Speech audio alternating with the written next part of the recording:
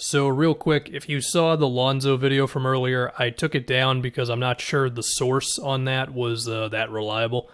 Anyway, the Nets, Big 3 debut, they lose to the Cavs, double overtime, Colin Sexton went nuclear and then some. I will admit, I didn't actually watch the game live, but I've watched as many highlight videos as I can from this game, and I've also read as much as I can from this game. And besides the obvious of Sexton going nuts, he did hit some tough shots, no doubt about it. The thing that I would notice is how he was not uncomfortable most of the time. I mean, some of it is, again, him making a shot with like Kyrie in his face. But there were a number of possessions. He just got right around Harden off of a crossover. There was one transition play where, I mean, Kyrie was kind of in his way, but he really wasn't. There was a pick and roll. He went by Harden pretty easily. There was one where Joe Harris didn't get around the screen too well. DeAndre Jordan did not step up on Sexton. He just kind of dropped on him, and Sexton had a pretty comfortable 15-footer or so. Late in the game, when they went to their small lineup, they actually did the small lineup for a pretty long time there, but Joe Harris got switched onto Sexton, and he got by him pretty easy. It led to a Taurean Prince 3. They did try Jeff Green on him towards the end there, and at that point he was already just too far gone for the Nets to have a chance to stop him. But, I mean, I think the thing you notice is that Bruce Brown only played 7 minutes. You would think that he's the guy who is your best bet to just slow down a guy like Sexton, you know?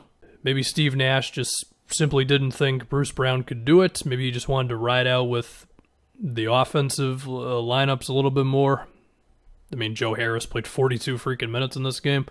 There's a chance Steve Nash just kind of botched it and didn't realize that he was only playing Bruce Brown 7 minutes total by the end there.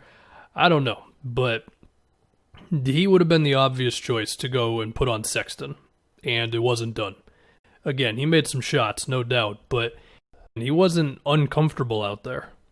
There was also one play in particular I remember. There could have been more than one, but Chetty Osman kind of bodied Joe Harris out of the way on one possession. And it was just this moment of like, well, Joe Harris is good, but if he got switched onto a bigger wing, I do think you can go at him a little bit. And you can do that with Kyrie as well. And I feel like, I mean, if you're going to put those two out there for offense, you're going to have to deal with the fact that if they end up in a mismatch size-wise, it could be a little bit of a problem for you, especially against a wing player who can create a bit, and there's a good chunk of those in the East. The Bucks, they got Giannis and Middleton. The Celtics, it's Jalen and Tatum. The Heat, it's Jimmy if they can get their stuff figured out. For the Sixers, it's Tobias if you trust Tobias. Also Ben Simmons if he wants to be a little more aggressive when a smaller guy is on him.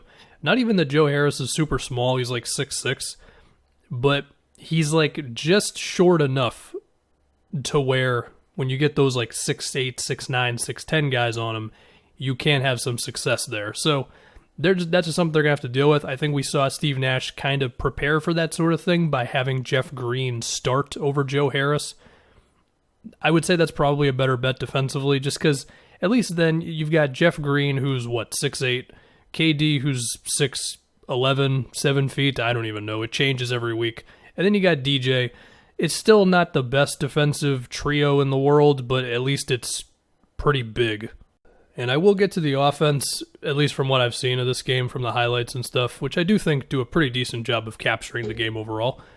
But the reason I'm focusing on the defense so much as I did in the first video is because I just assume the offense is going to be great. I mean, I said it in the video for this trade. I said this should be an elite offense.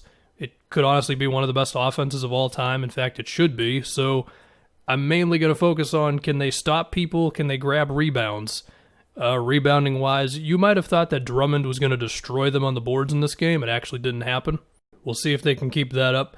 But if I do talk about the offense, I mean, the one thing I noticed was there was some off-ball action for Kyrie besides just the ISOs and stuff. There was one play where they got him to the middle of the floor that was pretty good. There was another one that I really liked where they ran a Kyrie, Jeff Green pick and roll, and then as that was happening, they had KD come up from the corner, and it just forces the defense to be like, oh crap, KD's moving while there's something up top. So they kind of scrambled to KD a little bit. He throws it back to Kyrie, and he was open for three. There was a bit of zone defense going on, I think, so for what that's worth. Kyrie had a pin down play, which I think was in one of the overtimes to make it the next overtime or tie the game, whatever it was. It was a pretty big shot. And I think it'll make sense for them to explore more of that stuff.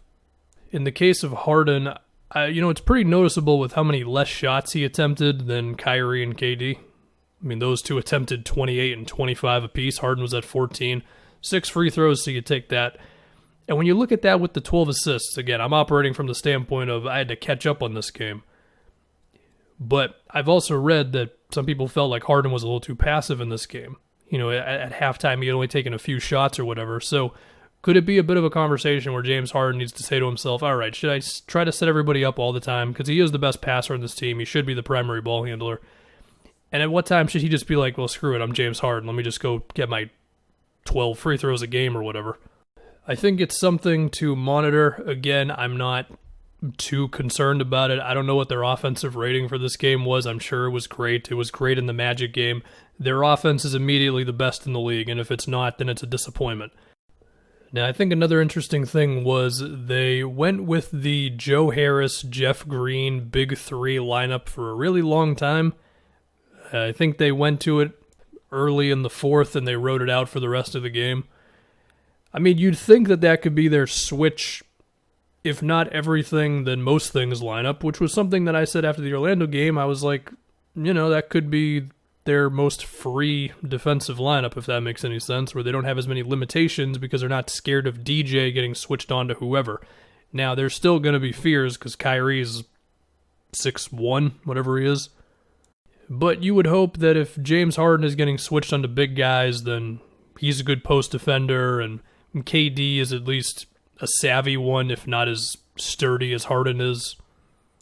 But to get back to that switching, Joe Harris switched onto Sexton when they ran a screenplay in the double overtime with about a minute left, and Sexton got by Harris pretty easy, and it led to a Taurean Prince 3 in the corner. Basically sealed it. So what does all that mean? I don't know. Again, Bruce Brown getting more minutes would have been the obvious thing. These guys acquiring another on-ball defender would also be the other thing to go to. And again, the Cavs shot 50% from 3, and Sexton was really, really wild at the end there. But the thing is now, it's like, okay, we talk about this Nets team. How's the defense going to look? Well, through 2 games, the defense has been not good. And some of that's going to flip into their favor just because it's inevitable. Like, teams are going to have cold shooting nights, as the Nets will have cold shooting nights sometimes. This is just basketball 101. But there needs to be more of an actual intensity or game plan or multiple guys who are good on defense from this team, and so far it hasn't totally been a thing. I mean, you could argue some of it is simply like DJ can't step out on Vucevic and Sexton just went nuts for one game. Yeah, you could, but I'm choosing to be a little like, okay, this is something they're going to have to figure out, and we'll see if they figure it out.